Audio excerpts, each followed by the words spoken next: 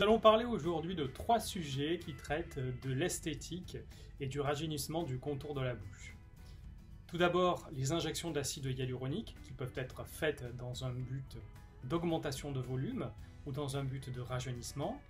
Puis nous parlerons du traitement de la lèvre blanche, c'est-à-dire des rides qui se situent entre le nez et la lèvre. Et puis enfin, nous aborderons l'aspect chirurgical avec les techniques de lifting de la lèvre supérieure.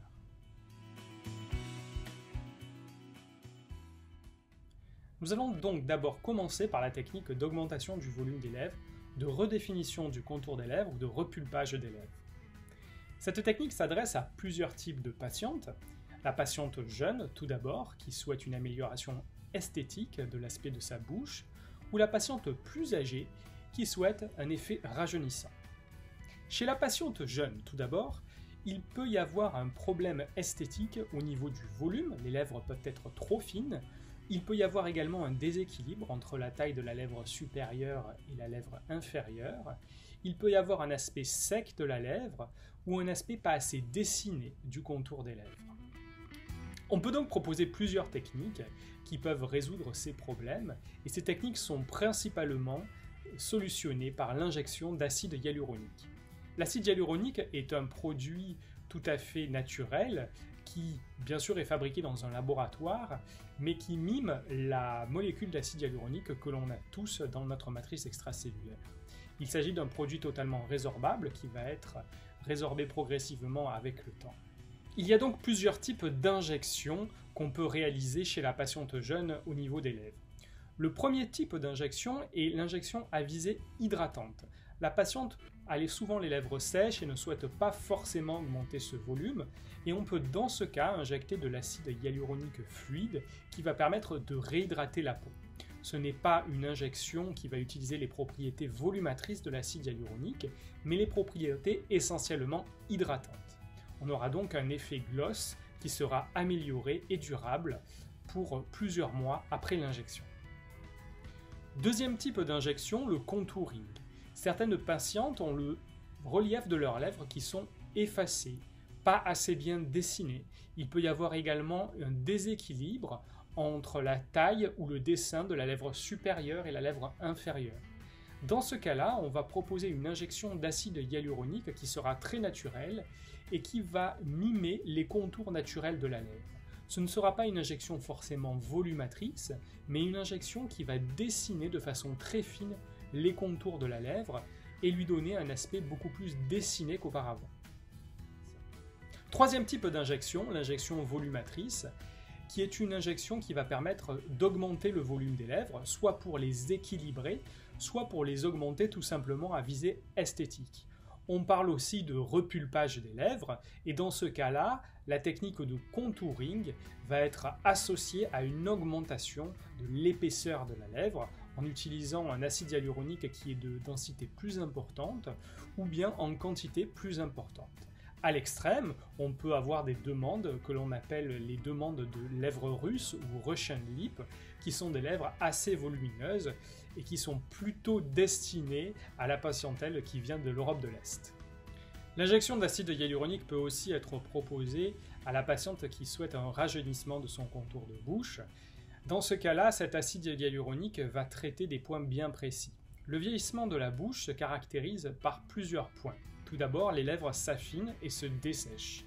La réponse à cet aspect du vieillissement va être de redonner du volume, repulper la lèvre et notamment redessiner son contour sans forcément donner beaucoup de volume et donner un effet caricatural, tout en conservant un aspect naturel. La capacité hydratante de l'acide hyaluronique va donner un aspect plus nourri et plus brillant aux lèvres qui va avoir un effet rajeunissant certain. L'augmentation de la distance entre le nez et la lèvre supérieure est aussi une des caractéristiques du vieillissement. Pour corriger cela, l'augmentation du volume et notamment le contouring de la lèvre supérieure va permettre de la faire ressortir, de plus la dessiner et de diminuer la distance entre le nez et la lèvre, ce qui aura un effet rajeunissant immédiat.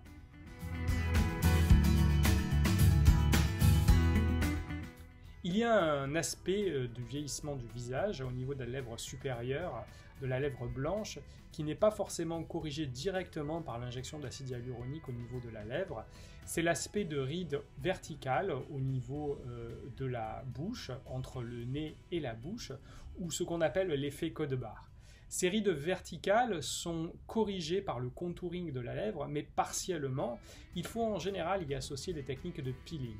Ce sont effectivement des rides qui sont très superficielles, et les techniques de peeling, en renouvelant et en régénérant les cellules de l'épiderme sur cette zone anatomique, vont permettre, avec le temps, de donner un effet plus lissé et faire disparaître progressivement ces rides verticales.